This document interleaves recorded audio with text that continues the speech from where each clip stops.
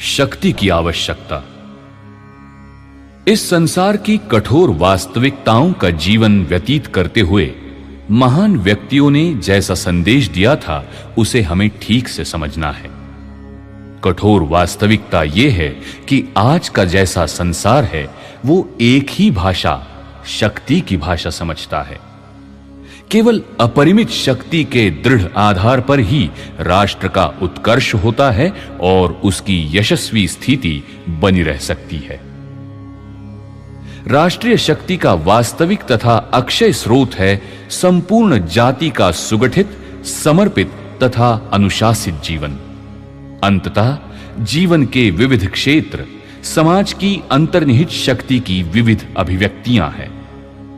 राजनीतिक सत्ता इस प्रकार की एक अभिव्यक्ति है, सैनिक शक्ति एक दूसरी अभिव्यक्ति है।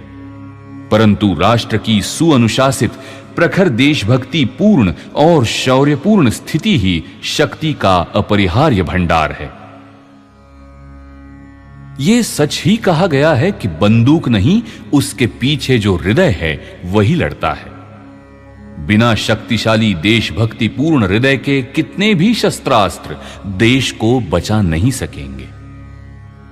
जिसे लोग हिंदू मुस्लिम दंगा कहते हैं वो अनिवार्य रूप से एक मुस्लिम दंगा होता है, क्योंकि मुसलमान ही सदैव पहले प्रहार करता है और हिंदू उसकी चोट सहता है।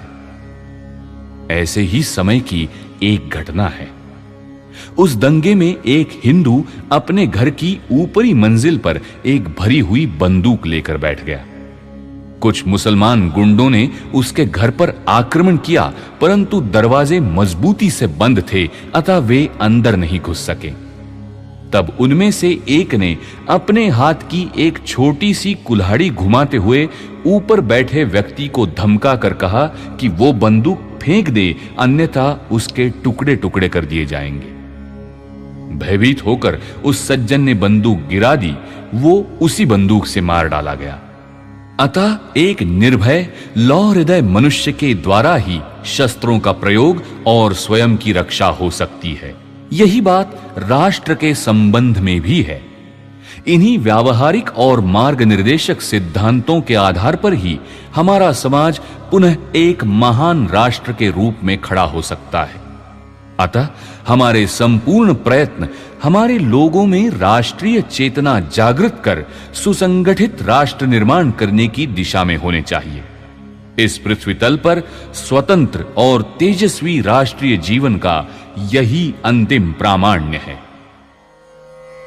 दहकता ज्वालामुखी यह आव से कोई सुझाए, मृत्यु की पीकर सुधा हम चल पड़ेंगे ले दुधारा।